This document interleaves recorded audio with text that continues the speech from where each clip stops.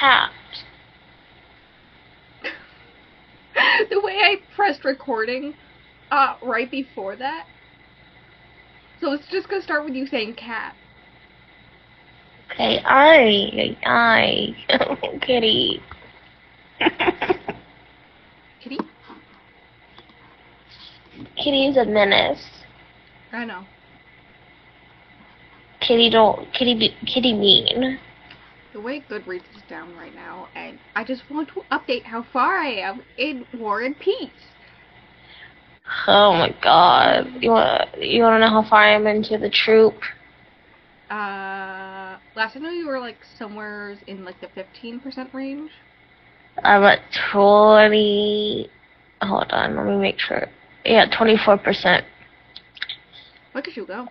Dude just cut dude open. Oh, yeah, that's like the one part and then that chapter ended. Yep, that's the one part I vividly remember. And I'm stopping so I can record this fucking episode. So, I must really... This is just a common theme. At least... Also... At least I finished the chapter. Yeah.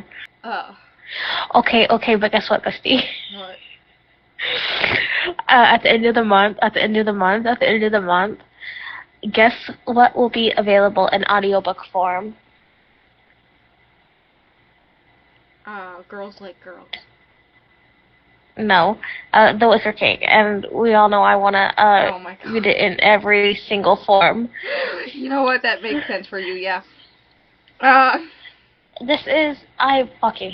means I have to rewrite my notes, like, this week. Yeah, you got it. That's next week's episode. The 25th episode. I have a thing that, I guess I'll bring it up for, like, the beginning, before we even introduce ourselves, I guess. A thing about that where, you know, so for those who do not know, when I go to take notes for books for this podcast, before I start the book, like when I'm sitting down to do it, I look up if there is a plot summary online that I can follow, for like the podcast, and then I don't have to take notes or minimal notes or something like that. And usually there is not. If you can tell by the fact that I'm constantly taking notes for this podcast. But when I was looking up notes for The Way of the Stars, I learned that Kay Ancrum got, I don't want to say a lot of hate, because I don't know how much hate she got, but apparently a lot of people did not like, the relationship in The Wicker King. What? Yeah, a lot of people found that it was very queerbaity, which I can I know, I saw that. But they literally kissed at the end. Yeah, no, I can They see their literally point. make out in the fucking mental hospital. Be so serious. I can see their point, because I was, like, looking at a few things, and there's this one person who's like, yeah, I like Slow Burn, and it made more sense for me, but I can, like, also, and I was like, yeah, I get it, I see it, which is something I wanted to bring up, because I noticed very early on in this one, that Ryan almost immediately is, like, labeled as a lesbian, like, almost immediately. Like, in the first 10 chapters, I feel like, we learn how her and Ahmed became best friends, and, because like, her a dyke, and then he punched them in the face. And then they became best friends. Yeah. And so it's, like, very, despite the fact that similarly it takes the whole entire book to have, like, the kiss between the characters. Hold on. We at least know that the character is gay throughout the whole thing. Hold on. Interesting. Hold the phone. I'm on my Where's computer. the quote? Okay. Where's the quote? Oh, no. Do I have it in my notes? That's the question. Probably. Do you have the ice cream scene in your notes? I know the answer is yes. Of course. No, like, I have, like, on my phone, I have, like, a giant note, a quote of quotes from The Wicker King in my notes. You're normal. Yes, I am. I don't wanna get up and because the cat's on me. Hold on.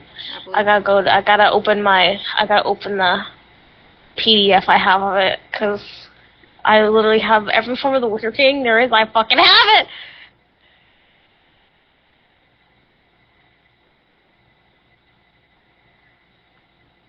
Hold on. Sorry, this is very important. The quote is very important for the point I'm going to make. Where is it? I'm close.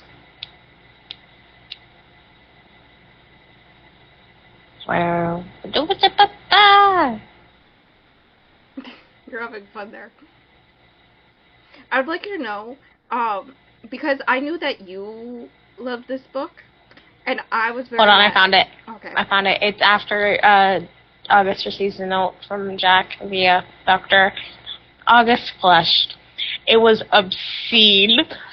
Listen, that's me throughout the whole book, because their relationship and the boundaries of their relationship and the connotations of their relationship is very clear from the very beginning of this book. Thank you. Of The Wicker King.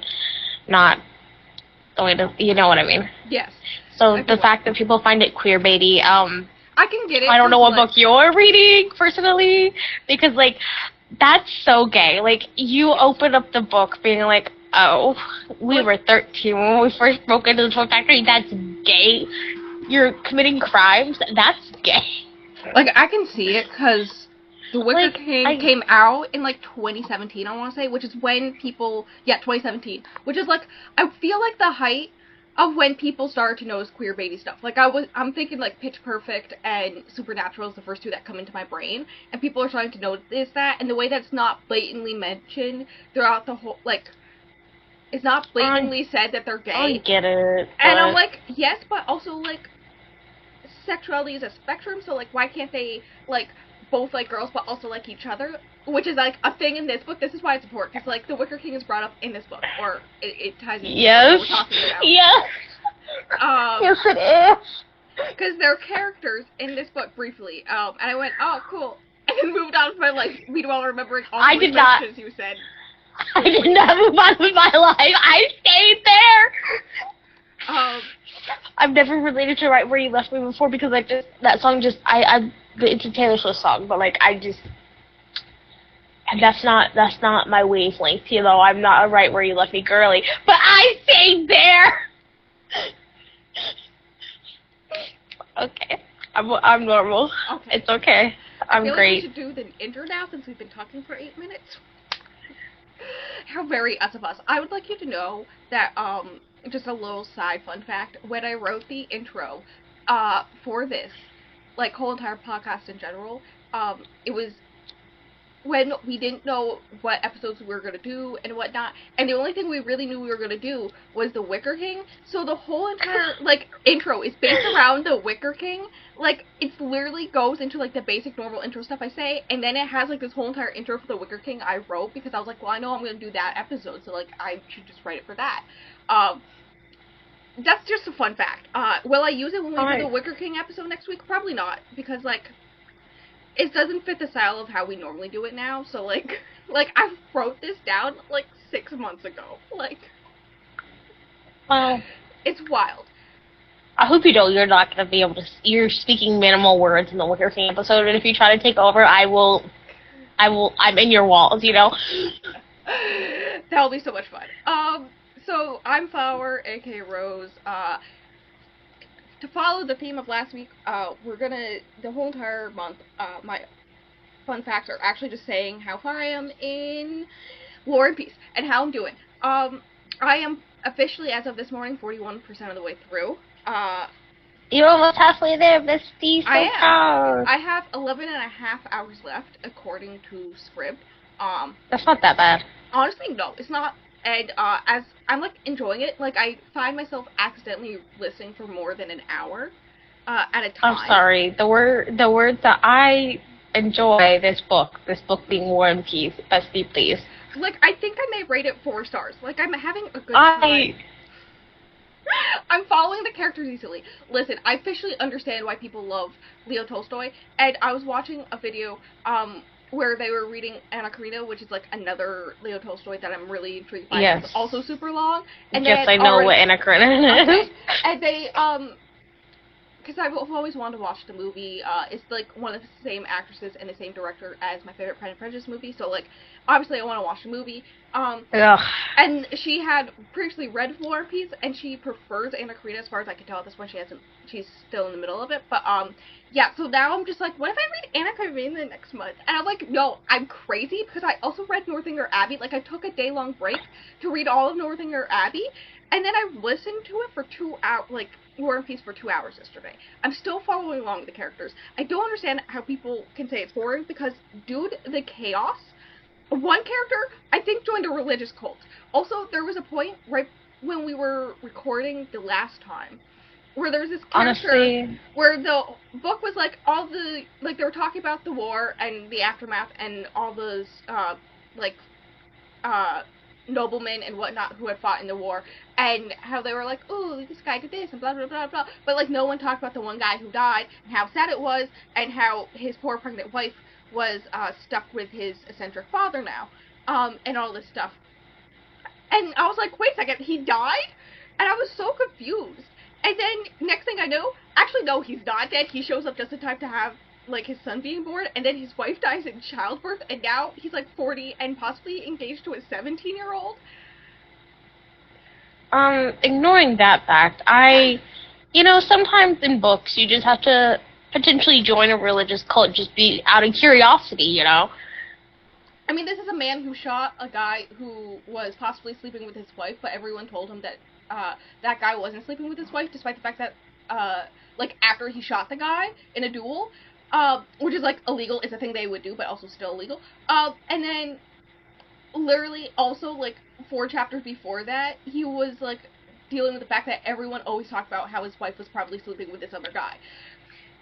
Like, what the heck? And so, to get over the trauma of all, well, not even, just, like, the craziness of all that, he ended up accidentally joining a religious cult.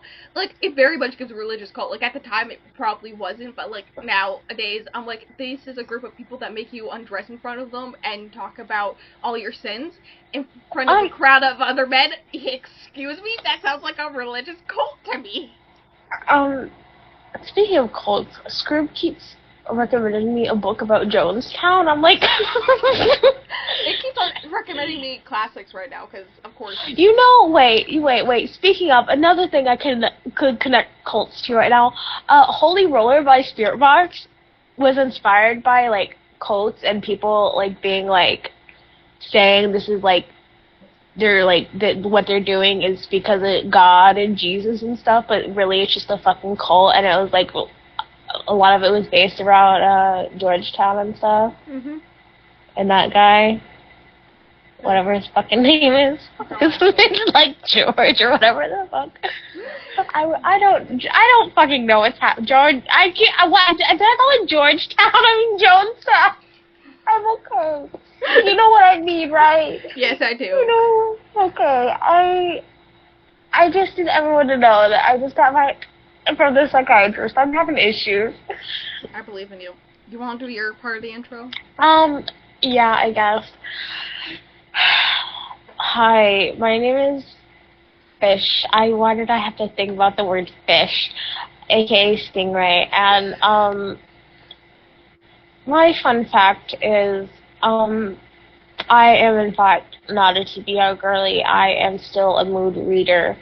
Therefore, I'm abandoning my TBR for this month. Besides, my buddy reads, even though I'm technically abandoning those two because I started The Lost Hero a month late, and I'm only 10% of the way through. I'm okay. I read the whole thing in one day, and I also started it a month late. The way that you're like, I'm not a TBR girly, and I initially wasn't. I was initially a mood reading person, and this is like supposed to be my mood reading month, right?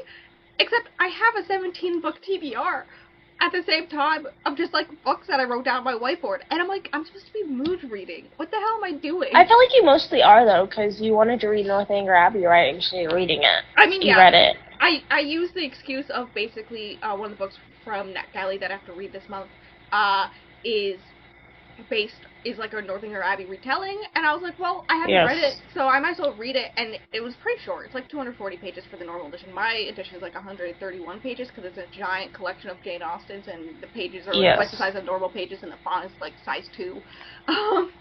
But, yeah, I read I was gonna start Small Favors the other day, but the text, it's like small text, and like the book is kind of long, like up and down wise, you know? Mm-hmm. Yeah. I don't know, she's like, absolutely not. That's not the vibe.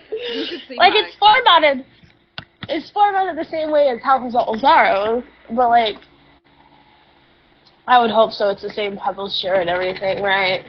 Yeah. Anyways, I can't believe I have to wait, though, for House of Ruin to come out in fucking paperback, because I own House of Salt and Sorrow in fucking paperback. Sorry. I'm sorry for your Continue. This is very much a stream of conscience podcast, very similar to how we talk on a daily basis, based on the fact that we've been talking for 16 minutes, and I'm just finishing the intro now. It's very obvious. We haven't talked in a minute. I'm always having issues. I have depression. Don't we all? Probably something more. There's something wrong with me. Like, there's something deeply wrong with me. Anyways. Pet the dog. Everything will be fine. I don't know where she is. Where's my puppy? I don't know where mine is. She's not in my mother's room. Ebony? Ebener? Where's my dog? Why are you in the garage? I left the door to the garage open because I thought she wanted to go outside, but she didn't, so I just left it open, and now she's in the garage waiting to be let outside. Do you think you need to go outside? Can I have a kiss first? No. Can I have a kiss first? No. I don't want one from you. Why are you saying no? Can I have a kiss? Can I have a kiss? Why did you burp in my face? Can I have a kiss? You didn't want to give me those kisses at all. Those are the worst kisses ever, Evie Ray. But I give you a kiss on your head instead. Give me your head! I love you. I love you. Nothing. Give me your head. I guess you can go outside. I guess you can be a dog and go outside. Like dogs do. Okay. Sorry. Alright, on today's episode, we are doing The Weight of the Stars, by K. Crump. But, of course, spoilers ahead.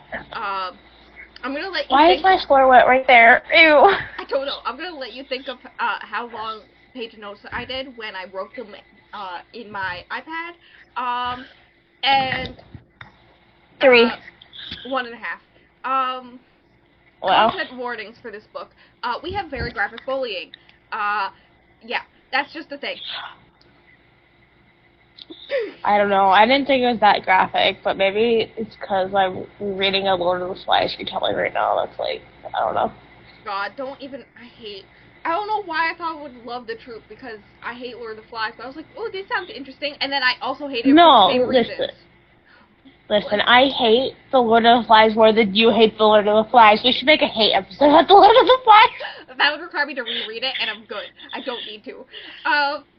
Anyway, there's spark notes of the fucking Lord of the Flies. Be so serious, Betsy. Do you just ever remember that there's spark notes page on Evelyn Hugo, and then die laughing? That's just so funny. Anyways, there's also moderate sexual assault, death of parent, death, and then there's also some addiction, drug use, and homophobia. Very slight on those. Like, it's mentioned in, like, brief flashbacks, but that's it. I will say, the writing style of this is very similar to The Wicker King, where they're very short chapters. It's basically the same thing, but instead of having, like, titles for the chapter headers, it's time in between the last chapter. That's what the timing is at the top of the chapters. I found that out. Yes, I figured that out very easily. I did not. I just didn't. I was just like, okay, whatever. Sometimes I really love you. You went to college. I didn't. It's obvious. I mean, it did take me, like, a good, like, 10% of the book to realize that's what was happening, so at least there's that. I kind of figured it out, but I was like, oh, I'm not sure. I initially was just gonna read this on my Kindle, but then I was, like, going way too slow, and I wasn't, like, I kept on just putting the book down and not picking up and watching YouTube instead. I was like, I gotta read this book. So then I remembered the audiobook that I got from Scribd, and then I remembered you telling me that the narrator's the same one as Bloodmarked and Legendborn, and I went, oh, yeah, I will do it that way, because, like, I love her, she's great. No, because why did we do the exact same thing with it? That's exactly what happened to me. Yeah. No, she's, like, apparently won a bunch of awards for narrating books, so we love that for her. She's really good. She really is. There's a fourth one that I listened to, Grown by Tiffany D. Jackson, also narrated Yeah, I saw her. that in her narrator page on Scribd. Yeah. Like, you can go to the narrator's page and scroll through what they've narrated, you know? Yeah. I saw that, I was like, oh! Yeah. I would read that, but I don't think I could handle that, so I took it off my TBR. Yeah, it's a lot. It's, as someone who read it, it's a lot. I was literally screaming out loud. It was very, good time to read it because no one was home, so I was just screaming. But yeah. Anyways, the way it starts. So, we, follow, there's two main characters, Ryan, spelled with two N's, and Alexandria, and we pretty quickly learned that Ryan... Also an E, right? Or did I read... No, it's N-A. It's R-Y-A-N-N. Ryan's parents, died... No, there was a different female character named Ryan that was spelled with the E. I'm not going to say which book it is because I don't want to say it for Trish. Okay. Her parents died in an accident, I assume a car accident, but it's never really said, leaving her younger brother, who's like a year younger than her, James, and he has a baby, who's like a year-ish old, who they also take care of, and they live in a trailer park. James is also mute. Yeah, that's a very I do important bring that fact. up, in my notes. Well, I feel like since we're introducing the characters, I feel like it's needed information currently, my bad. I love you. Okay. Shush. They live in a trailer park, but, technically they are in a school district of this, like, really nice, fancy, rich school, that's, like, the next town over, so they do have to take, like, half an hour drive, there every day, via her motorcycle, and their neighbor watches the baby That's while gay. at school. Yeah. Well, she's labeled as, like, a butch lesbian, throughout the whole entire thing. And because Ryan is labeled as the butch lesbian from a trailer park, she's automatically just considered the bad kid. Like, there's one part where the dean just automatically assumes she's gonna vandalize or bully people into doing things, and whatnot. And she's like, I've never vandalized, and I don't bully people. Well, you do bully people. But, I get her reasoning. That sounds weird to say. Yeah. I mean, she technically doesn't. She's just orchestrating it, so she's indirectly bullying, but she does not actually bully people with her own hand. You know? Yes. Yeah, no, there's a lot of, like, people automatically assuming she's just gonna be the bad kid because she's from a trailer park and all this stuff. There's, like, one, teacher who actually shows that they care, and I'll bring her up in a bit. Because then we shortly learn about the new girl in school, Alexandria, who's the other main character, who automatically seems rude, and also she is half black, so there's, like, this whole thing where this is, like, a very conservative feeling small town. Everyone's very white, so having a person of color and also a new kid in town, a big deal, right? Yes. So the history teacher, Mrs. Marsh, is the one teacher who, like, it shows that they actually care. You know, it's like history teachers and English teachers are the real ones, you know? Sure. Unless they're coaches. So if your history teacher's also a coach, you're done for. But if they're a regular teacher, you're great. You're doing good. See, mine was the science teachers that I got along with. It was not the other. I didn't like science, so I just... See, I took AP Bio for fun.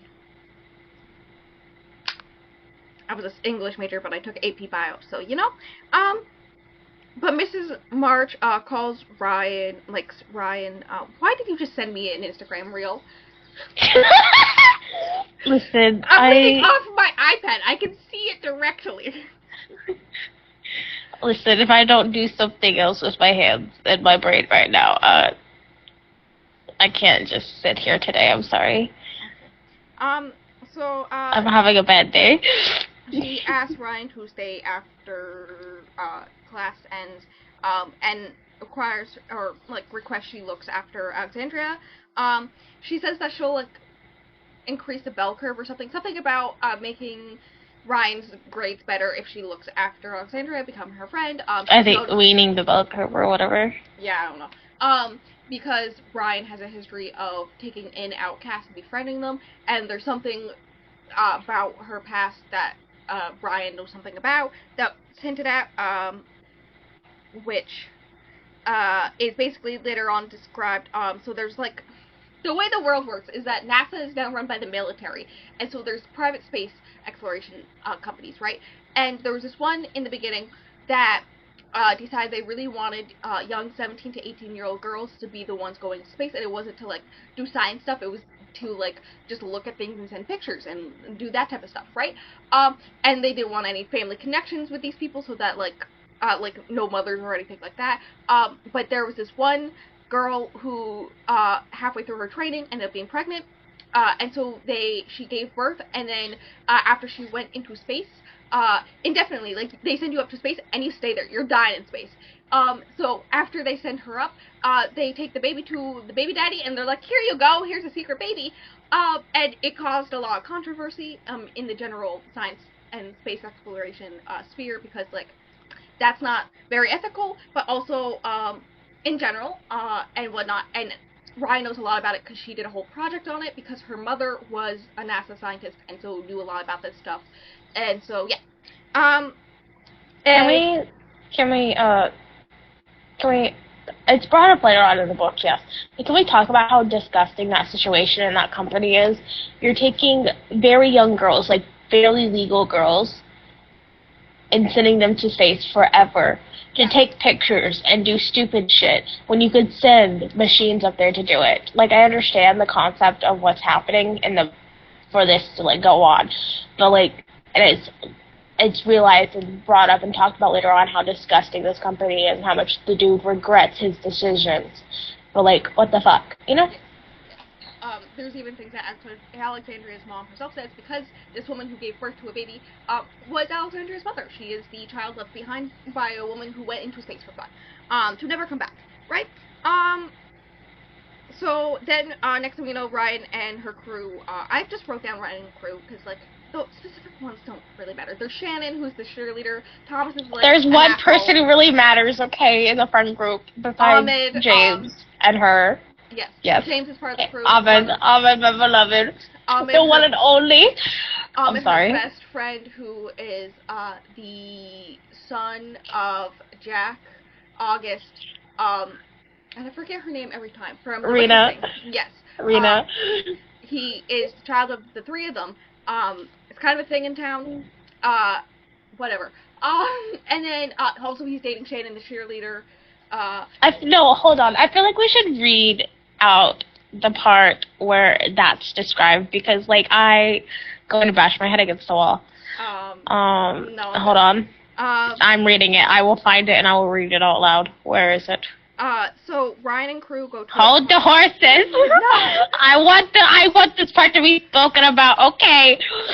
Like, I'm sorry, if I would have read this one first, I would have liked it more, but I read The Wicker King first, therefore, where the fuck is the way to the stars? No. Probably in the sky. Hold your horses! There it is. I got it. Okay.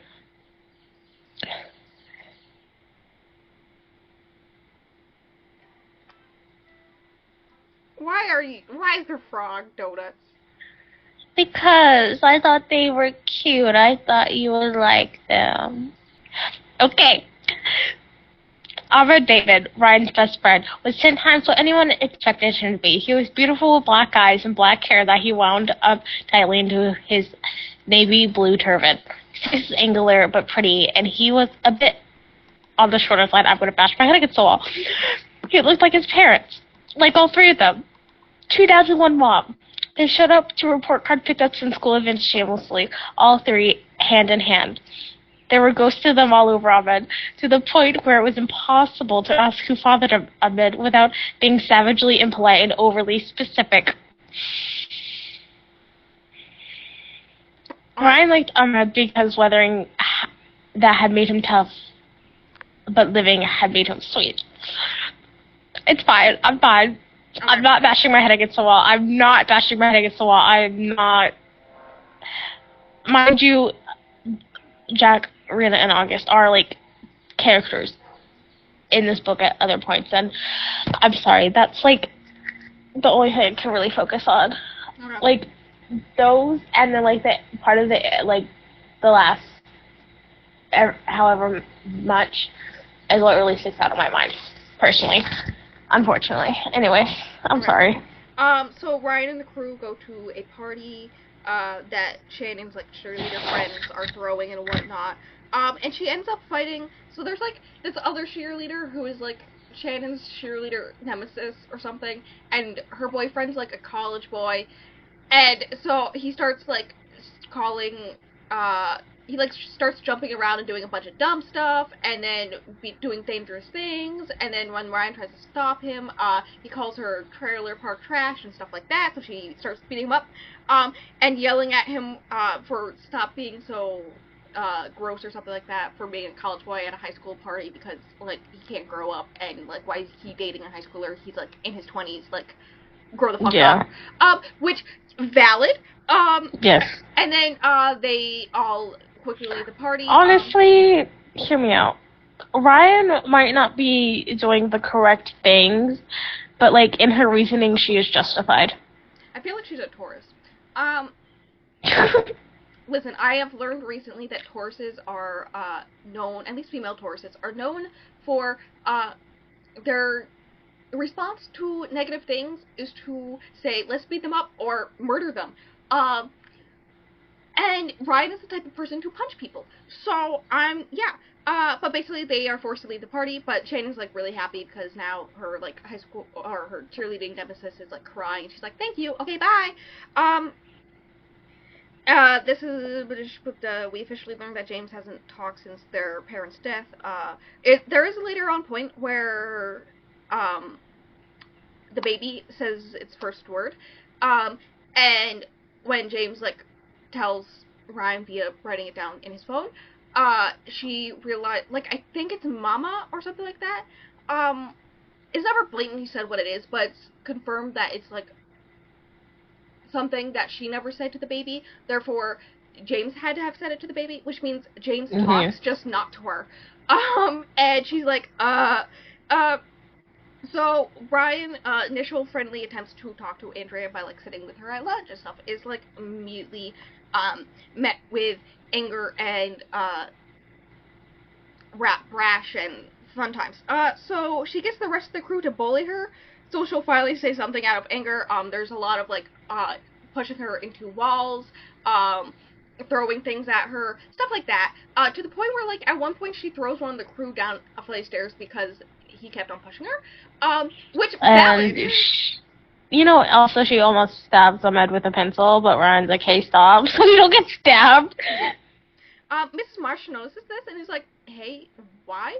And, like, Ryan's reasoning is that, like, Tom is the one that no one likes. I think he's the one who used to be, druggy, and when she first befriended him, he punched her in the face, because she had kidnapped him and took him to rehab, while he was knocked out, and so, like, she understands that sometimes people need something to fight against and all that jazz, and so she likes to be that person to get them to talk to her and stuff like that. At this point, Mrs. Marsh also thinks Ryan should, like, take AP science courses because she really likes it. It's also, like, later on officially brought up, but she's really into space, like her mother, and she wanted to, like, follow in her footsteps in some way, but, like, she can't because she's, like, taking care of James and whatnot. And she's, like, actually really smart, but doesn't have the free time for obvious reasons, basically being, neither Ryan or James work jobs, but, I assumed they were living off some life insurance of some kind, which I was right. But then I was like, how do they not have a legal guardian? Like, technically Ryan, at this point, is James's legal guardian, because I assume she's 18 at this point. But when they died, like, a year ago, she would have been 16 or 17. So how do they not have a legal guardian? And also, who is the legal guardian of the baby? And also, like... I have information for you. Think about what happened to Jack and August for 2 seconds. It's obvious that the adults in this town still don't care about the well-being of the children or anybody else around them. Listen, this is one of the main things that bugged me constantly. Like, it did not make any sense, and I was so angry. Listen, August literally took care of his whole house, the bills, and everything, including his mother. So, obviously, the system around them is not paying attention, and they don't give a shit. That's the whole thing. That's the period and point blank of it all. Well, there's also, like, mentioned stuff where, like, she starts skipping classes, like her first block sometimes, which is the history class, to basically, sleep in because of stuff that's happening later on in the book, right? Where she's up all night. And she realizes she has to go to class because if she doesn't, like, if she gets too many absences, then, Child Protective Services will realize and, like, come check on them, and then she'll get in trouble, and stuff like that.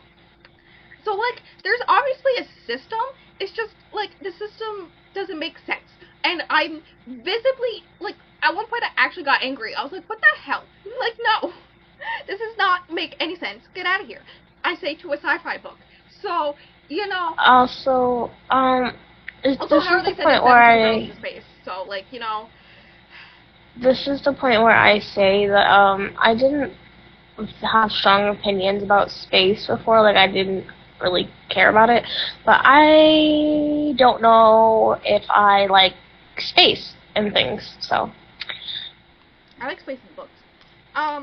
So eventually one night the crew get drunk and high, and then show up at Alexandria's house. At this point they have seen her a few times sitting on her roof, doing something. So they start throwing rocks, at her, and, she eventually gets angry for obvious reasons and throws one back. And ends up, directly hitting Ryan in the head. And she's initially like, oh no. And Ryan's like, wow, you're a good shot. Which, like, freaks Alexandria out, because, like, why would that be your reaction, right? So then,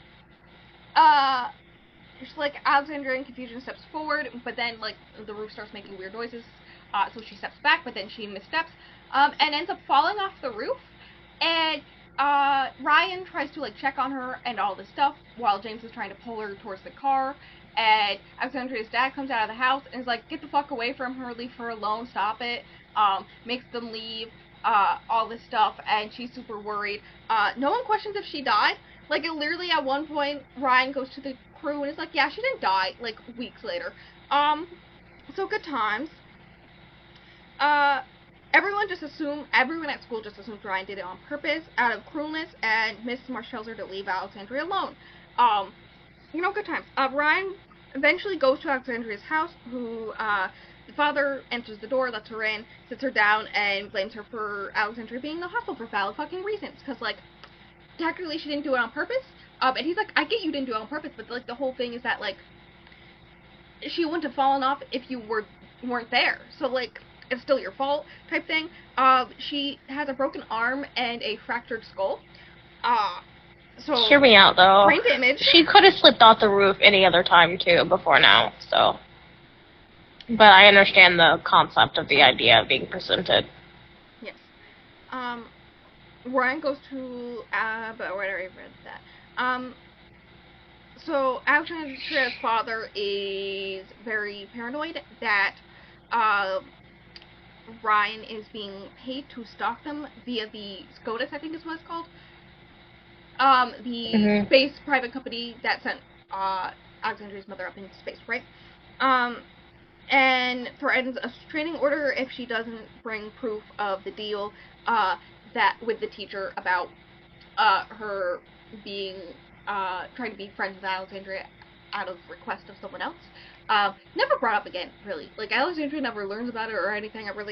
Yeah. And we learned that Alexandria is always on the roof to try and receive messages from her mother. So Ryan offers to do it while she's in the hospital, which is, like, multiple weeks. Alexandria's father demands a note from Mrs. Marsh being like, yes, I requested she do this. Signed permission from her parents, and will be doing a background check on her, and she immediately agrees, which, like, then he says, later on when she gives him all this stuff, he is all like, says legal guardian signed the permission slip type thing, and she's like, yes, even though it's technically James who forged it and whatnot, and all this stuff, which, like, brought up this point where I was like, I'm pretty sure if you did a background check on her, you would realize that she is a legal guardian to a teenager and has no parents. But then he's all like, your legal guardian signed it? And she goes, yes, which, like, means that he knew that she had a legal guardian, not a parent, assumably. But then later on he says parent again. Listen, this is part of my issue. Okay, we're not gonna go deep into it, but basically, it makes no fucking sense. Anyways, James forges the permission slip from her legal guardian, quote unquote, and all that. She spends hours in Alexandra's room and on the roof trying to receive messages from space. And during that time, she reads a bunch of Alexandra's books. And then she goes. This is when she goes to the crew and is like, "Hey, she's alive." And also, she's like super rich, probably from suing the private company that sent her mom to space, right? Because all that ethical stuff. And so, like, we should, like, try to befriend her and the dad. Like, I'm trying to be nice for, like, it's a good thing to do and make up for it, but, like, also because, like, none of you have the money to handle the level of suing they can do. Like, they have a lot of fucking money. I've been in all your houses. And they're all like, okay. And it takes almost 3 weeks. I think it's 2 weeks and 5 days before, of Ryan, like, doing all this, before she intercepts a message, and so her dad instantly takes her to the hospital to show Alexandra, and then, like, Alexandra wakes up in the hospital and sees that Ryan's there, and he gets super angry, for good reason, and so, Ryan feels unnerved by the anger, and, just leaves the message thing, and just leaves, walking the 10 miles home, blah, blah, I'm sorry, this part kind of makes me upset because she gets mad at her dad for bringing Ryan, and I understand that Alexandria and her dad kind of have a strained relationship, but that's the only person who's ever really, like, been able to take care of her and stuff, and does take care of her. But she proceeds to think he's willing to put her in danger, which kind of, you know.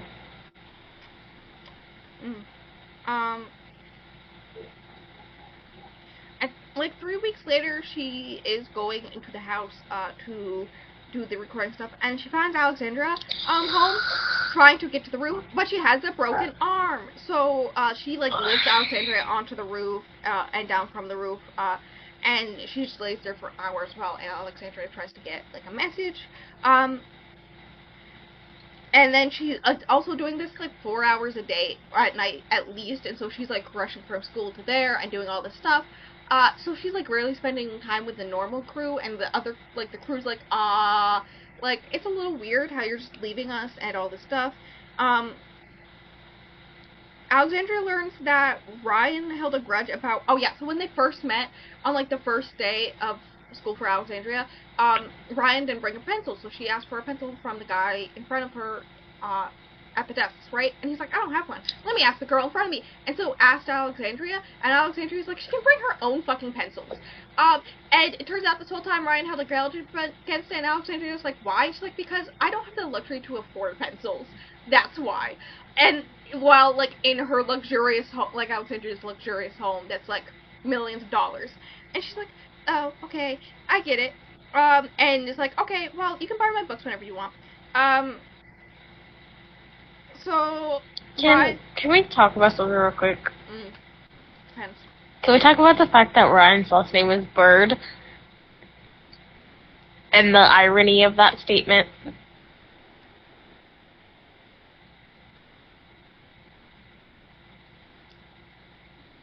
I mean, I don't really have much to say about it, so.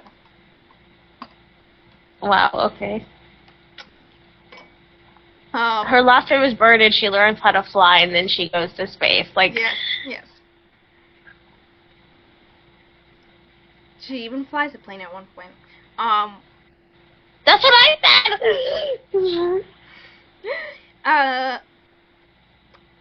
said! eventually they're like somewhat friendly, and so Ryan and the crew are like having some picnic thing on a hill or something, and she invites Alexandria, not expecting her to actually show up, and then weeks later when the picnic is happening, Alexandria shows up, and it's this whole thing. Alexandria's dad eventually gives her a key to the house, so he doesn't have to get the door every night.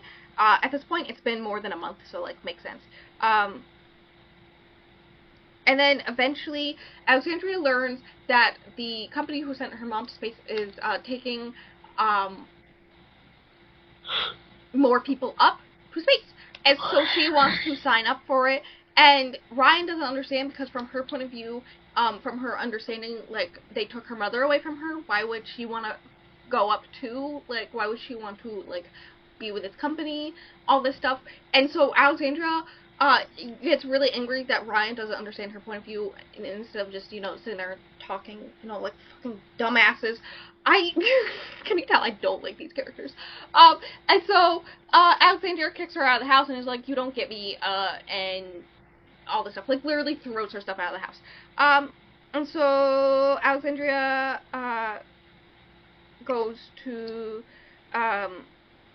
or not Alexandria, Ryan goes to Mrs. Marsh, and he's like, hey, this is what happened, and Mrs. Marsh is like, hear me out, what if you, like, ask her what her thoughts are, instead of just assuming what her thoughts are based off of your, like, experiences, and your side, and all this stuff, and she's like, that's a genius idea, so she goes and asks Alexandria, and basically Alexandria is all angry, that Ryan doesn't understand her, and then I brought up the point, but, like, she's never really talked to her about herself to Ryan, they never really talk in general, like, yeah. So you can't be angry at someone for not understanding you when you never gave the person the opportunity to understand you, right? So she had to, like, make a assumption based off of how she was viewing the same situation type thing, right? But basically, something about her thinking it's, like, woman in power, like, I don't know, going to space is cool, I don't fucking know. And also, then I have a thought, but I kind of lost it, and, like, I don't know how to articulate what I'm trying to think about, so never mind. Okay. She basically just finds it cool that her mom got to go into space, and she's like, it's such a cool and important thing, and the fact that, like, she got picked out of all these, I think, millions of people who try to sign up to do it, to, like, actually go into space and all this stuff is, like, a big deal. I could be sleeping right now, but I stayed awake just for this. I must think it's important. Alexandria questions why Ryan cares after driving her to her house. Oh yeah, so, like, Alexandria's driving her to Alexandria's house, right, to do their thinking and then blah blah blah, and she's like, why do you care? And she's like, because you care. And that's the kind of person Ryan is, and all this stuff. But I would also like to note the very important fact that Alexandria, a person who, like, created a system to track where her mother is at all times, therefore can clearly do math really well, and is, by the end of this book, confirmed gay, but also, she's really bad at driving. Like, she's really bad. Like, every time she drives them around, it, like, correlates with her mood as well. Yes, Ryan's, like, holding onto the door, like, for dear life, like, oh my god, we're gonna die. So, you know, that's funny. They make up, and Ryan invites Alexandria to a party. I just remembered Connor is a thing. Can we do the Connor bit right now about how I hate all Connors, no righters, you know? Yes. I literally wrote that down because that's literally the next note I have. I literally told my psychiatrist about that. Oh my god. There's a game of 3 minutes in heaven, like 10 minutes in heaven, but 3 minutes. And eventually, so Shannon lands on someone, or someone lands on Alexandria, and Alexandria is clearly uncomfortable, so Shannon goes in instead. It is hinted that Alexandria is either bi or pan or something in that vein multiple times, but they have a good time, but then there's, like, a bunch of people are like, oh, you gotta, like, have a penalty, so you gotta go into the closet with Connor, your ex, and she's like, fine, we will talk for 3 minutes, and, that's it. And then they hear some weird noises, so, everyone I love Ryan. I'm so much in pain already. Everyone else is just laughing, thinking that, like, normal things are happening, right? But Ryan instantly understands something suspicious is happening because she like goes to knock the door and be like, "You okay, Shannon?" and gets no reply. So she takes a letter opener, takes the door off the hinges to find and she's so real for the fact. Yes, Con no rights literally trying to force himself onto Shannon. And then she threatens to kill him, and Shannon's like, no, you can't kill him, because then you'll get in more trouble than he will, and all this stuff. God, makes me angry. I feel anger. Listen, Ryan and I got along so well in this scene. Yes, basically, Alexandria takes Shannon out of the room to, like, make sure she's okay and all this stuff. They go to tell Ahmed that something happened, but he doesn't know exactly what happened, which is kind of important because he's her boyfriend. Yes. And all this, and one of the other guys, who is, like, a friend of Connor's, punches him in the face, and knocks him out. Yes. And then the police We love holding your friends accountable. Yes. The police come, break up the party. There is some hinted racist police stuff because they are taking Connor away, but not in like, we are gonna arrest you, as in be like, we're just gonna take you home because his dad is also a cop. Once again, Connor's.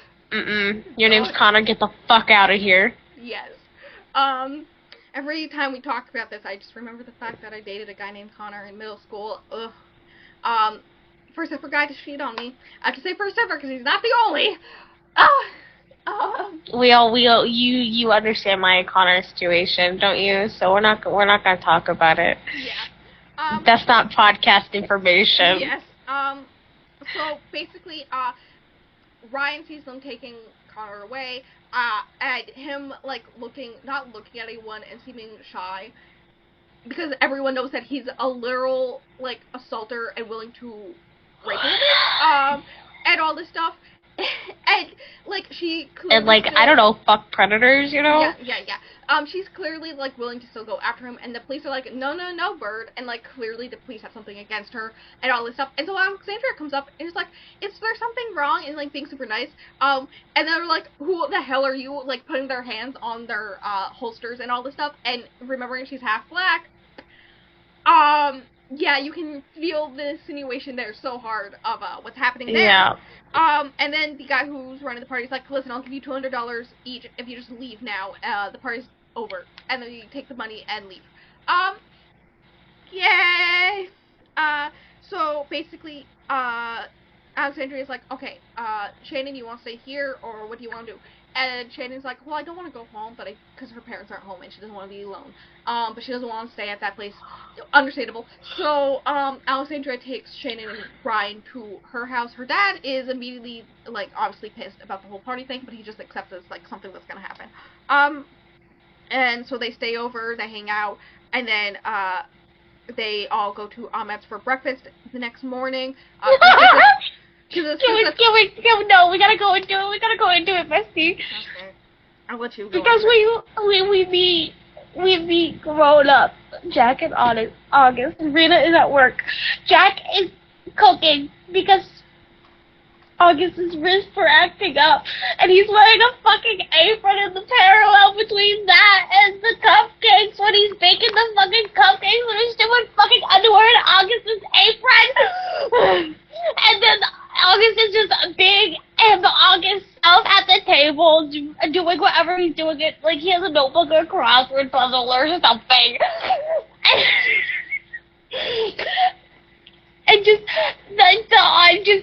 And August is a writer. He's a fucking writer. And so the whole thing that connects back to the fact he's like, what if I wrote a children's story one day, just omitted him all the bad parts, all the, and then they're just talking and speaking facts and being adults and being in love with each other in a healthy way and watching out for these unwatched out for children, you know. Okay, we're moving on because it's going to be like 5 minutes before your next freak out. Shannon stole Alexandria's, like, I want to say walkie-talkie, but that's not the word, to, like, get messages from her mom, because she, knows her brother was, like, into that stuff and has a bunch of his stuff still, since he went to college, and all this jazz, and thinks she knows a better way for her to get information. Basically, there's like a battery-powered one that they just have to replace the batteries occasionally, but if they find a space that has like better signal, and then they can just set it up constantly recording, and so then they don't have to worry about it, and all that jazz. And so they go around town, the whole crew, oh god, holding it up in the air, trying to. The one that Alexandria already owned, they're gonna get like Shannon's brother's one later, to find a place that has a good signal. It turns out the only place that has a good signal is the toy warehouse that August and Jack burned it down in Wicker King. Because, I'm okay. Because I'm it's okay. Like a big flat of land, and there's like a hole in the roof, so there's like no nothing like stopping the signal to come through. So basically, that's where they got set it up. Also, there's a whole thing that's they're like, our like my dads think it's haunted and blah blah blah blah blah, and I'm like, listen, the intensity of the things that happen there, there's something wrong with that land. I'm so sorry, but like that's just how I feel. There's also like that whole thing where I don't know if it was Jack or August brought up the fact that like, to Alexandria, that she must be there for a reason, because this small, inconsequential town that's very conservative and all this stuff has, like, brings something with the land or something like that, where, like, important things happen and all this jazz. Yeah. I'm okay. Anyways, over time, the crew clean up the warehouse, and set everything up, and then Ryan... Also, the fact that Ava knows his parents would kill him if they knew he was in the toy factory. Yeah. I'm okay. I'm okay. So, they... Did you know I'm okay, bestie? No. So they learned that Alexandria's dad did request the transcripts, that Alexandria's mother had sent to Le Company, and whatnot, and they denied her, and all that stuff. And so they learned that, like, they're holding all these transcripts via her mother. So Ryan makes a plan that they should break in and steal all those transcripts, right? And that's a normal decision. Also, they still go out on the roof at night, and she's still helping her out onto the roof and down into her bedroom every night, despite the fact that her arm is definitely not broken anymore. Jack ends up making Ahmed and Ryan food at some point. I don't know why that was important. I just wrote it down for you, probably. No, yeah, because, like, Jack is not the cook of the family, but he made them a really nice meal, and I'm okay. I'm fine. It's okay. Because, like, they were going to cook themselves something, and Jack's like, no, you cannot use my fancy special cheese for something so lowly. He's like, I'll cook you something. I'm okay. Alexandria learns her father used to be an intern for Light Company, right? I'm just gonna call it Light Company. I don't remember what it's called. I know it starts with an S. And so Ryan finally tells Alexandria about the plan to go steal the transcripts and whatnot, and then Alexandria's like driving her to her house or something, and while she's just sitting in the car next to her, she's thinking about how pretty Alexandria is, and then starts having a panic attack over her realization that she has a crush on Alexandria. Real. Yeah. What are you thinking about? Can I, yeah. I was thinking about the fact, I don't know when it's mentioned or if you wrote it down or something, but sometimes August has, like, little episodes, and it, like, takes everything out of, huh? I almost brought it up, but I didn't.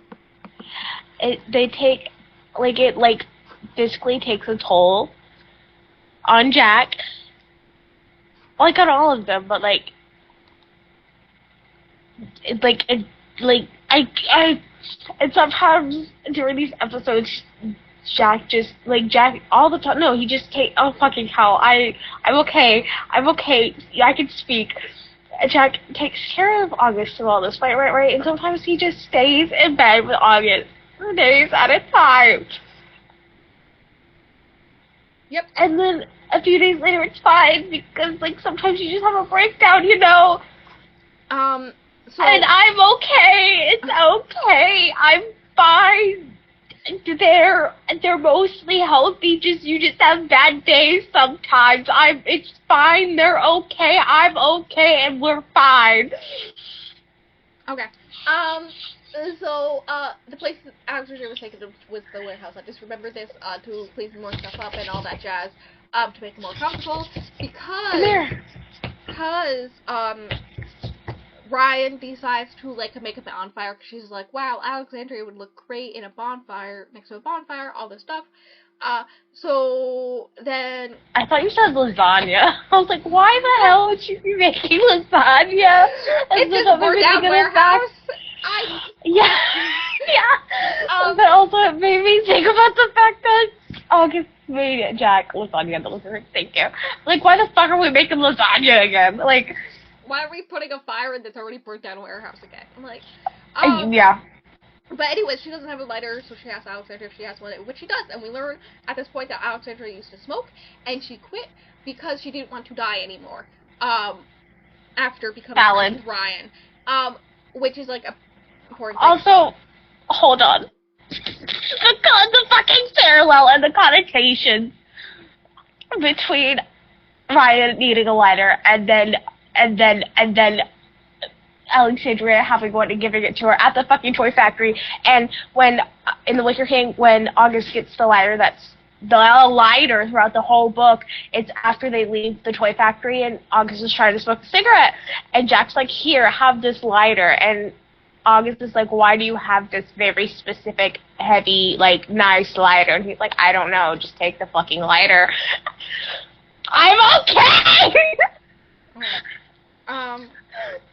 So, I love how you just let me do this. Yes. You're just like, okay, go ahead, bestie, whatever. Yeah. So, there's a homecoming dance, I believe. Alexandria does Brian's makeup in, like, a whole, like, planning on what they're gonna do and whatnot type thing. So, like, that's her makeup. It was gay, it was so gay. Yeah. Ryan, and then she, like, that was a nice scene. That was... She ends up immediately leaving after she finishes because she's like, oh my god. It's very obvious that she's, like, having a thing for Ryan, right? We love gay panic.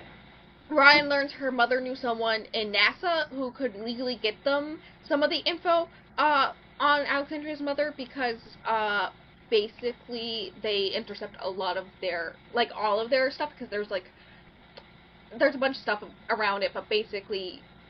in order, because they're competitors and there's no way that they can block NASA from also getting the information, they get the information as well, and so they realize, no, you sent me another reel, that they can, there's like this guy that used to work with their mom, who they could contact and be like, hey, can you give us this information, basically. Eventually he does. Also, when she's emailing him, he's all like, listen, it's weird that they wouldn't give, information to the next of kin, without extenuating circumstances. So that's a little weird. But basically they go... You already know that company is unethical, so, like, are we surprised that they're doing other weird shit? No.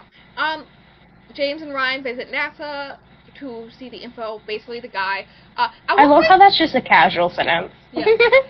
The guy who, like, used to work very closely with her mother, knew her when she was a kid, when, like, her mom would bring her to work and whatnot, like, knew that she liked space, and he's like, I hope you're, like, hoping to follow your mother's footsteps, and she's like, bitch, I am a legal guardian to a 17-year-old and his kid. You really think I have the ability to go to space? Like, you really think I have the proper standing? Like, the way that all these adults are like, oh, you can go to space, or you can do this and this, and she's clearly got other responsibilities that no one's willing to help her with. Like, he's so fucking serious. Yeah. There was, like, some stuff about, like, he couldn't give them the exact transcripts, because typically it's private property, but he can show them the photos and videos that they send back and all this stuff. So they didn't get enough, and so they still go through the break-in. Okay, can we... You brought up about the fact that, the adults are like, you can do all those things, but obviously she can't. The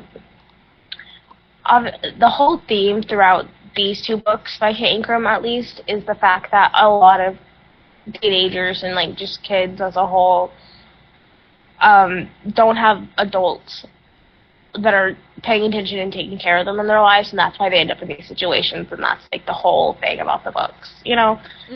So, you know, because, like, the whole thing about, like, in the author show for Lucas, it's, like, and in the thingy, the dedication, it's, like, this is for the kids who are, like, you know, and I'm just, like, so many people are neglected in their lives, you know, and whatever, big brain thoughts, you know, we just came from my beloved. Okay. So, wow. I'm trying to get this done. I'm hot and sweaty. And I had to turn my fan on. Turn the fucking fan on. I had my AC on. It's loud as fuck. I know. Just turn the fucking fan on. No one gives a shit, bestie. No one listens to this. It's okay. I listen to it when I edit it, and I hate it every time. So, so they go to the break-in. I think Blake, a member of the crew I've never brought up, not important at all, drives them. Is basically a getaway car type thing. And Thomas, I believe, is nearby because in case they get arrested, he has the money to basically bail them out because he's independently rich because his grandfather left him a bunch of money, right? They get in, they almost immediately, like 5 minutes in, get caught by a security guard, and apparently, he's all like, listen, I get it, let me just, like, take pictures, of your IDs, and, write it down so, like, we know who you are and whatnot, and we can talk, and they broke in with Alexandria's dad's old ID from being an intern there, so that he, like, takes the ID back, all this stuff. Okay, but, like, why didn't they disable all that stuff? That's the question. If you're no longer it's like there, why do you... It's explained that, like, they're a super rich company who has a lot of employees, they probably don't pay attention to that stuff, but also, like, it's a super rich company who, like, deals with a lot of suspicious stuff, and a lot of people do not like, so you would obviously lock that place down easily. Yeah. Anyways, he immediately recognizes who Alexandria is once getting her ID, so he contacts the boss man, Roland, the guy who created the company, to come down, and, Roland immediately kicks the security guard out. Apparently, when she was a baby, the security guard knew her really well, and, like, took care of her a bunch. And was possibly one of the first people to, like, hold her. So, he's like, nice seeing you again, and then leaves. So... That's normal.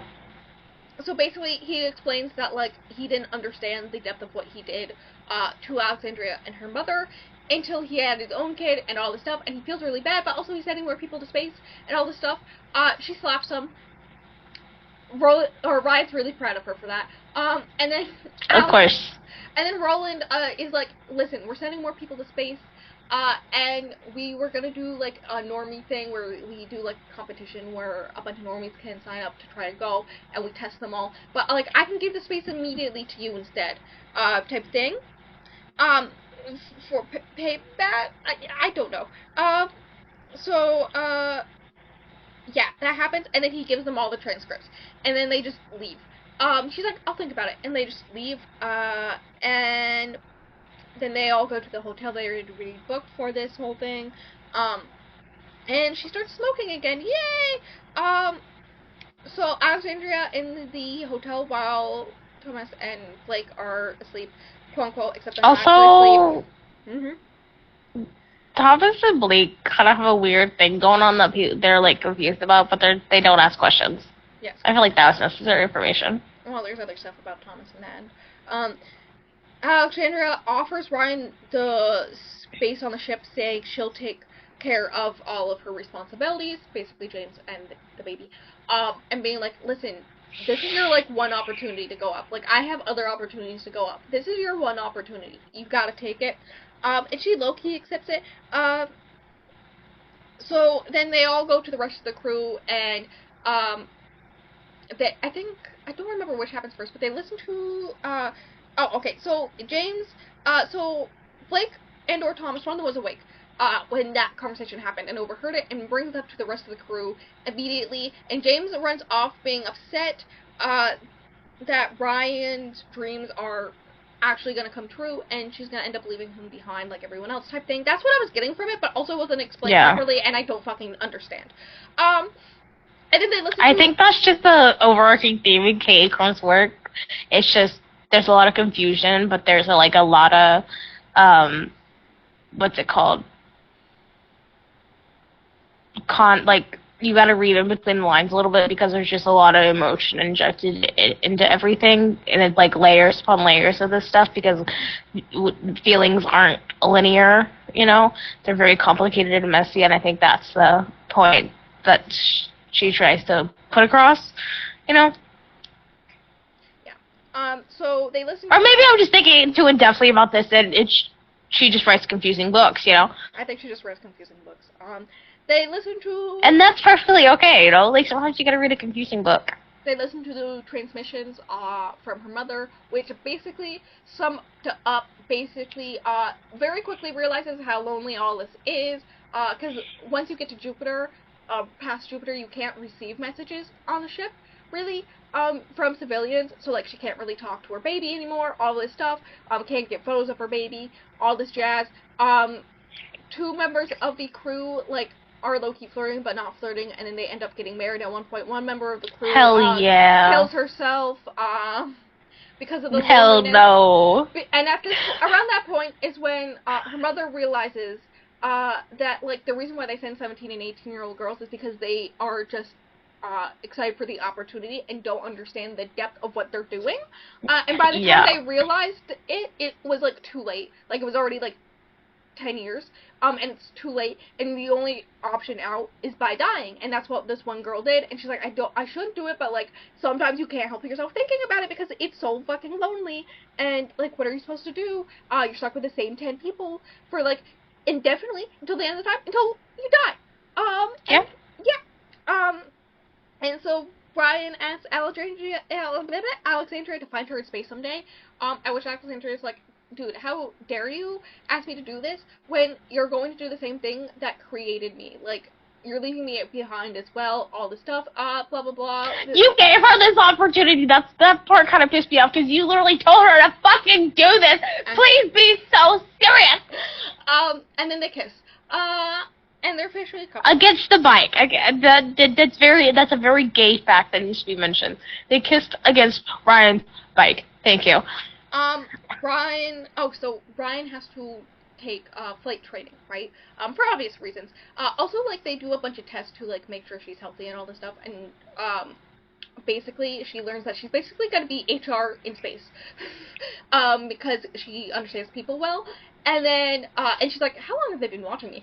And then she goes to tell Alexandria the update, and her dad's like, bitch, no, has changed the locks, all this stuff. And Alexandria breaks out, and then shows up at the trailer park, and is all like, ooh, I like your home. And Ryan's like, bitch, what the fuck are you talking about? I live in a trailer house, and it's a miracle that I was able to level up to the 2-bedroom. Be so serious. The baby used to sleep in a dresser drawer. Come on. Right?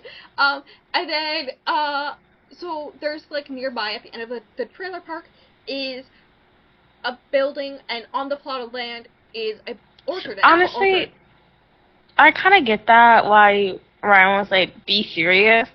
But, I feel like Alexandria was looking at it in the way that, Ryan did this for herself, and she made this happen herself, so it was Alexandria does explain that, and, Ryan's like, okay, sure, but, it's very much of, they're both coming from very different ends of viewing things. Yeah. And they have to, sit down and talk when things like this happen, and rarely do they do that. Anyway, so, there's this apple orchard, and Ryan regularly steals the apples and then makes applesauce from it, but when she does it, she takes the jar back and leaves it at, the edge of the property, under all this stuff. And then she learns, oh, wait, the closest flight school is there. So she has to go in, and the guy who she ends up talking to is, the person who runs it, and he, was told when he bought the property that, since he's up against the trailer park, he would have to deal with scoundrels stealing his apples, and so eventually he put up security cameras, and, they weren't surprised and all that jazz, but, he was surprised every time when Ryan would come back with, the applesauce, and eventually they did start eating it, they, didn't for a long time, and then they did test on it, and seemed fine, and then they ate it, and it's, the best applesauce ever, and, his wife tries to repeat the recipe, but she can't, and he's like, listen, I'll teach you if you give me the recipe. And so she does. He trains her. Hear me out. He becomes I want to eat this applesauce. Like, right? I want to try this heavily applesauce. Like, okay. The cinnamon candies intrigued me, putting that in there, because I've, like, made applesauce before, and that intrigues me. I get that's, like, kind of, like, what she has to put cinnamon in it. Like, the cinnamon spice itself probably a little more expensive than, like, getting a cinnamon candy and putting it in there, but, yeah. So it's like a whole thing where they have, like, almost a father-daughter type relationship with him teaching her how to fly. Eventually, she's, like, really good at it. Goes to take Alexandria up into the sky on a plane. But she starts freaking out immediately, so she sets the plane down and all this stuff. Helps her out. They have a cute moment.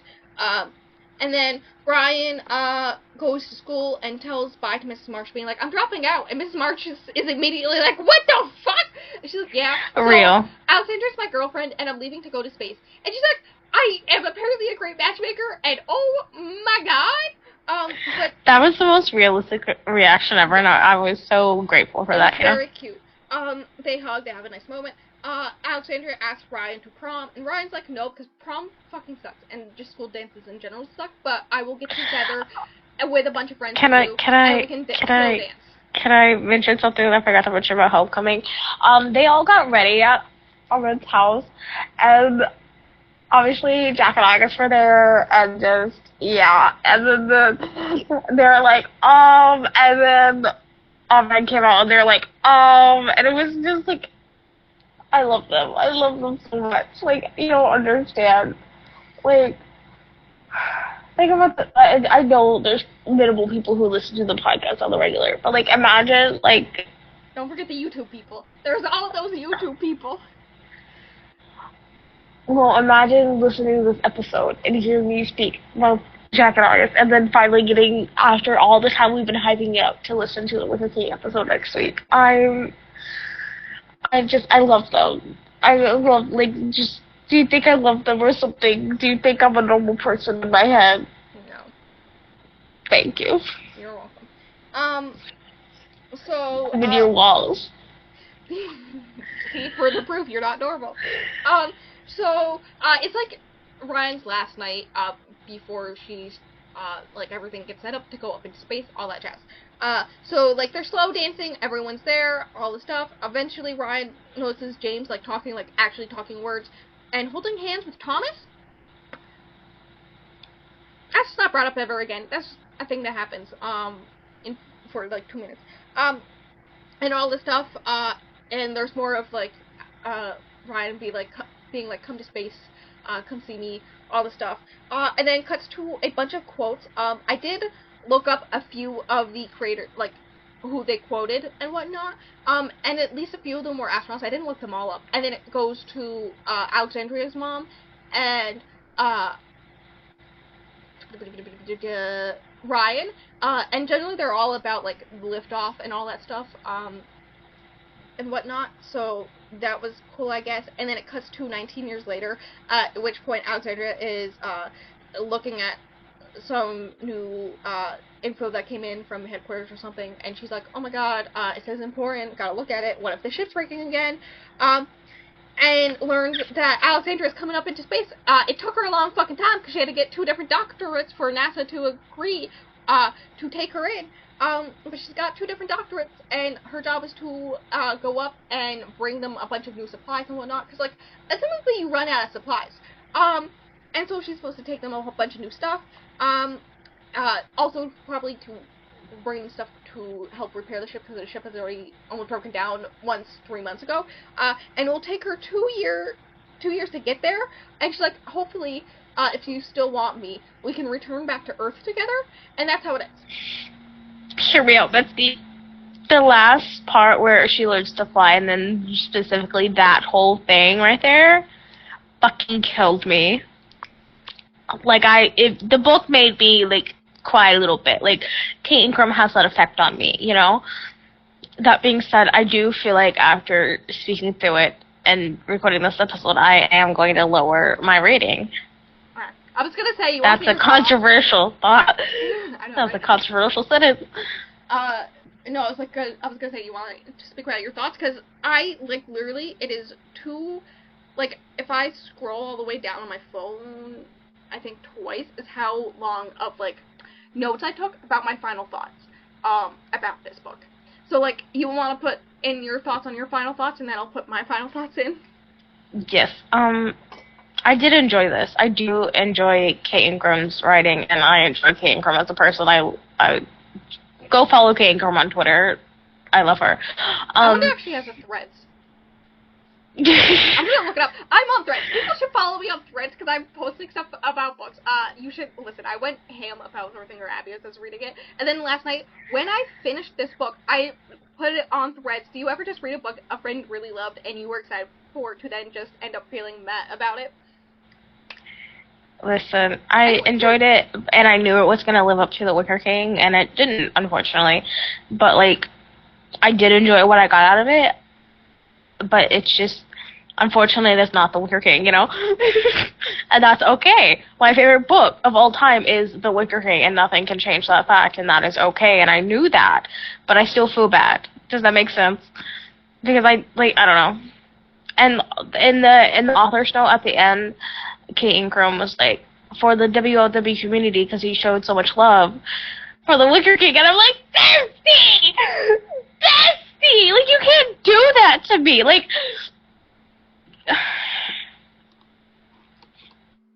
anyways, I just... just... help if I spell Ingram right. I just love... She does not have a Threads. Real sad. Most of what she posts on Instagram is landscape and sky photos and stuff like that. That's pretty cool. Pretty cool. What's the fucking words? English. Thoughts. They're in my head. They need to come out of there. They're not allowed to live in there.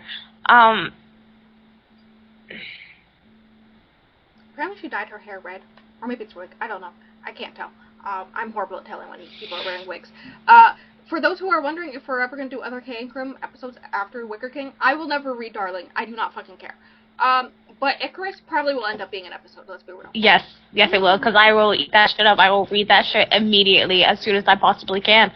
I want to pre-order it, but that is currently not in the cards for me as a person, so. As a person who is also, yeah, us poor people, we can't, but we can dream.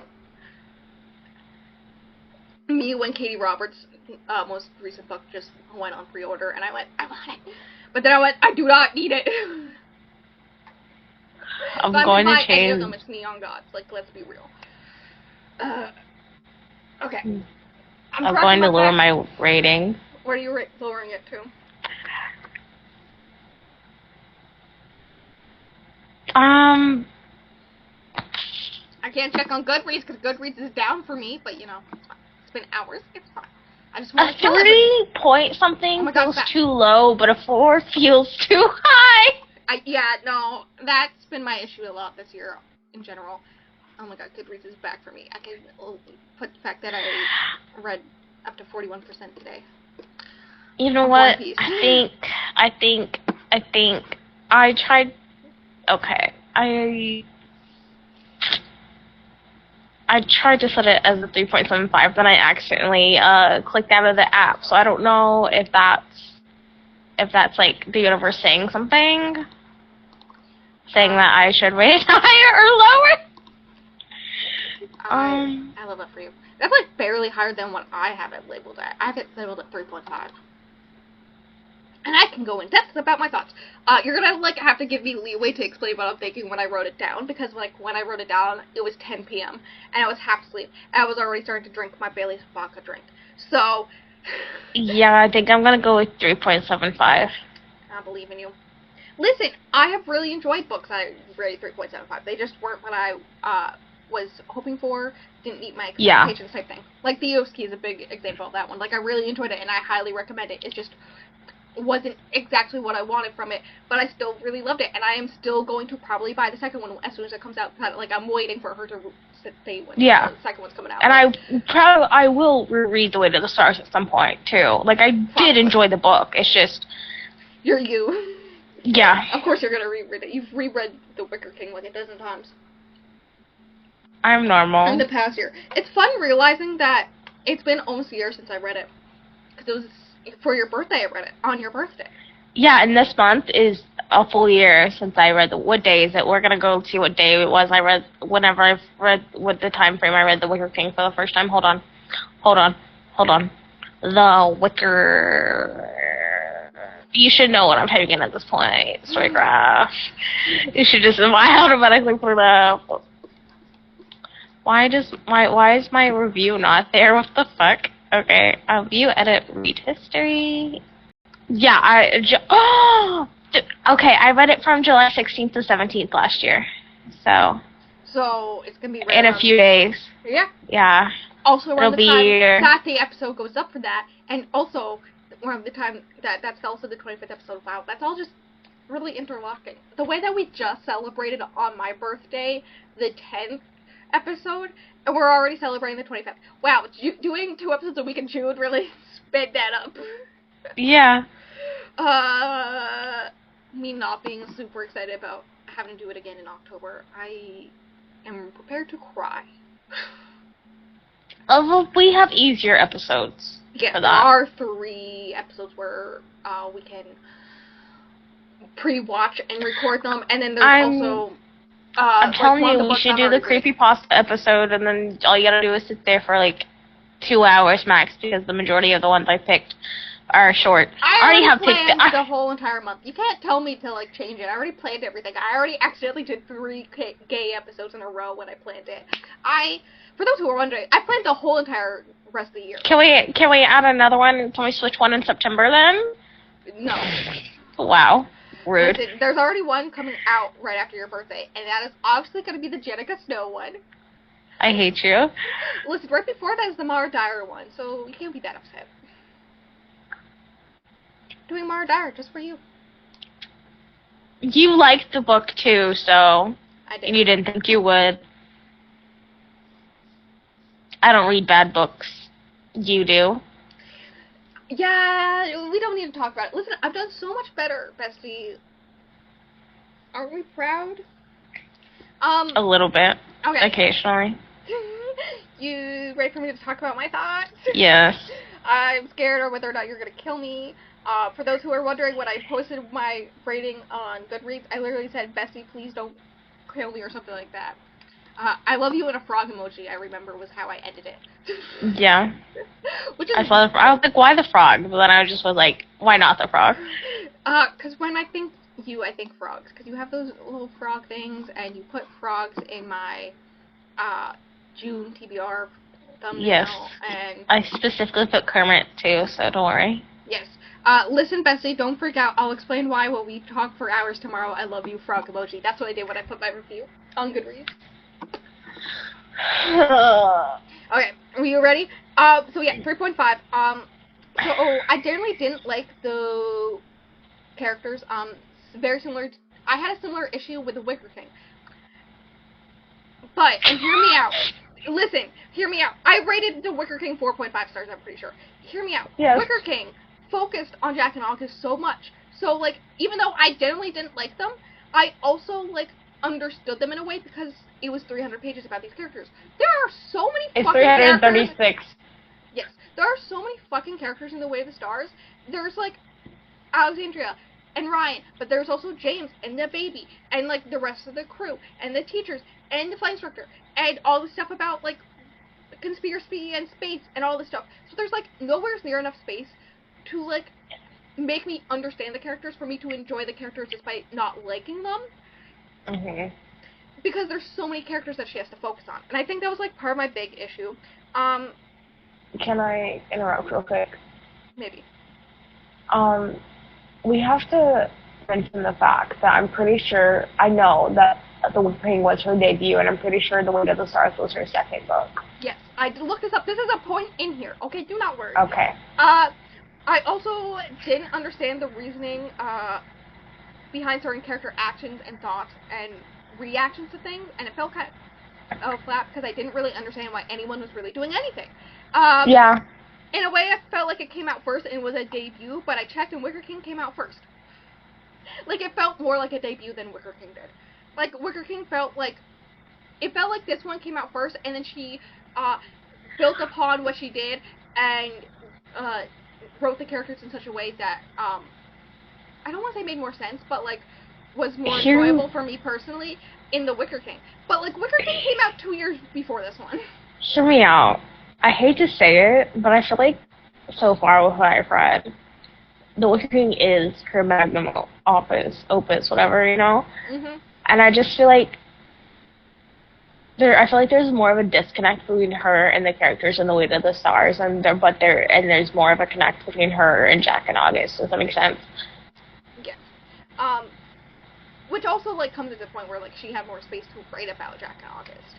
So she got to, like, connect with those characters more. And so then we got to connect with those characters more. So then... But also, I feel like there's something very visceral about The Wicker King and very personal about it as well.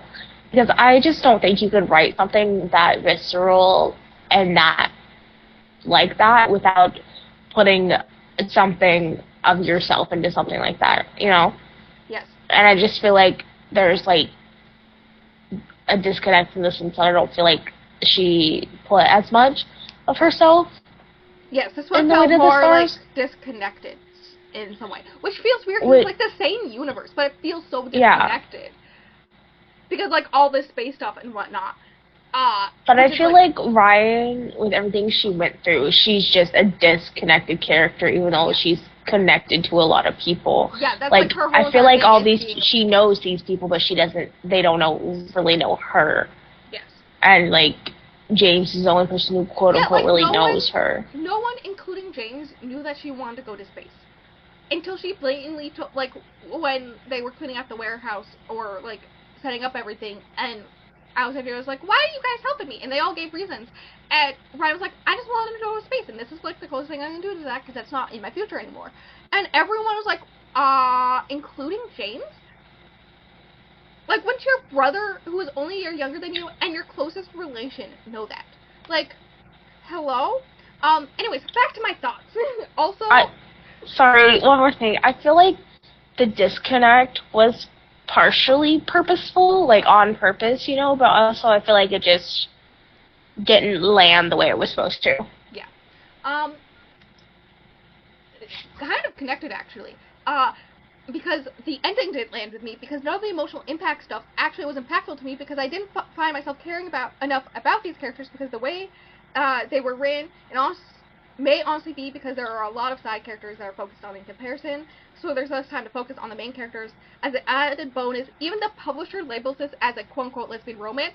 When we get, like, 5 minutes of them actually being a romance, and being together and whatnot, and the rest of the time just being friends who have crushes on each other. Like, there's no lesbian romance. There's, like, 5 minutes of them being cute, and, like, yay. But, like, why label it as a lesbian romance when it's a contemporary sci-fi, and not... Yeah, they just happen to be gay. Yeah, that just happens to have, like, a gay aspect into it. But they labeled it as lesbian romance to sell it. And it pissed me off. Yeah. And then 20 minutes later, I was looking at other people's reviews of it, and I realized at that point, wait a second, this is a character-based book. And then I wrote down, it's 10 p.m., let me beat me. And we already know, so, like, I don't like character-based books in general. I'm gonna give examples here now. But I do, so it, like, it feels weird that I'm, like, I understand where you're coming from. So, like, for character-based books, for me to love it, like The Wicker King or Starfish, I have to feel some detrimental impact from it at some point, right? The Hate U Give. There's, like, so many I can think of on the top of my head that, like, I really enjoyed, like, rated 4.5, 5 stars. And it's because it, like, really made me feel for these characters. But when I don't have that impact, when I don't feel for these characters, I just sit there and I'm just, like, whatever, the whole time. I just feel meh. And my similar example for it is Colorblind. Because, like, in theory, both Way to the Stars and Colorblind should be my type of book. But I didn't feel any impact or connection to any of the characters. And so I just was just there, like, at the end. And, yeah, that's most of my reasoning is because I just didn't feel the impact. And I think a lot of it is because there's so many characters that she had to focus on. Like, if she shortened the amount of characters by at least a few, I think I would have been better off. Like, why was Blake such an important... Like, Blake was mentioned so many times, but, like, I brought him up for 0.5 seconds in the whole entire, like, summary. And I didn't even write down his name. I just remembered he was the one who drove away the car. So, that's my thoughts. Moral of the story, it takes a lot for me to enjoy a character-based book, and this didn't have it. Okay, I'm looking on Goodreads a bit, and I just went to, her author profile, and The Wicker King now has a straight across 4-star rating. No points, just 4 stars. Yeah, as it should. The Wicker King is really good. I rated it 4.5 stars. It needs to have 5. It needs to just be completely 5 stars. I don't know what you're talking about. That comes into another thing where, in this one, they don't get together until the very end, which is something very similar to what happens between Jack and August and the Wicker King. So, the complaint of, queer-baity type stuff, which, makes sense. But I think the issue is that she waits so long for the characters to get together, because you, are seeing the characters grow during that time instead, or supposed to be, and whatnot. And so, you don't get them getting together until so long into the book, so it feels more queer-baity, because also at the time, as far as we know, Jack and August are straight. They both bang women in that book, so, as far as we know, they're straight. Anyways, I'm not gonna say nothing. I won't say nothing about that. And then they eat ice cream, so But also they think about their best friend when they're having sex with a woman. It's fine. Normal things. That's normal. Yeah. Just because she pulled on his hair, yeah, that's normal. I'm okay. It's fine. Oh my god. But, I decided to pull up my Wicker King review, and literally I wrote 4.5 stars, hear me out, I think they may be gay. Yeah. Apparently, I wrote down in my review that I disliked every character in the Wicker King as well, but,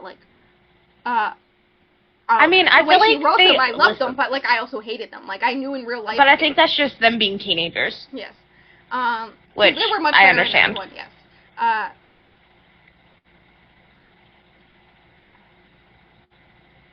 Yeah. I never hated, some of the background characters were annoying, but, Jack and August, I loved from the very beginning because I have issues in my head. Not you changing your rating. Listen, I feel bad. I feel so bad. I feel like I'll like it more when I reread it, though, so. And I will be rereading. You got anything else to say before we stop so I can stop sweating my ass off? My whole ass is just gone. Wow. I didn't have much that's of a one unfortunate. anyways. That's unfortunate for you. Kate Ingram, my beloved, I'm very excited to read the rest of her work and upcoming work, i.e. next year Icarus comes out. I have things to read before that, though. Don't worry, and I will eat that shit up. I will in fact eat that shit up. I mean, Darling is on Scribd, so. I know I have it saved. I saw it and I went, wow, I bet Stingray has that saved, and then moved on with my life. And the audiobook coming of The Wicker King on the 30th, I will be eating that shit up, even though I'm pretty sure my thingy ends before that, but that's what having 27 million emails is for, right? Hell yeah. I believe but also she has, some short stories and, one other random-ass book. I will read it all, don't worry. I'm believing you. This is a Kate Ingram fan account, okay? Just turned the whole entire Instagram character fan account page instead. I mean, that's already my Instagram. Yes. Listen, I run the YouTube. I will turn it into a Katie Robert and Mason Dion and Tracy Dion fan page. Real. That's very valid. We're having a very good time. Yes. I think that's all. You think that's all? Okay. Next week, we already talked about it a dozen times, is The Wicker King, so, stay tuned. The one and only Wicker King episode that we've been hyping up since literally the very first episode of this podcast. Thank you. If you don't want to hear me talk literally at all, just stay tuned for the next episode. If you love me, tune in next week.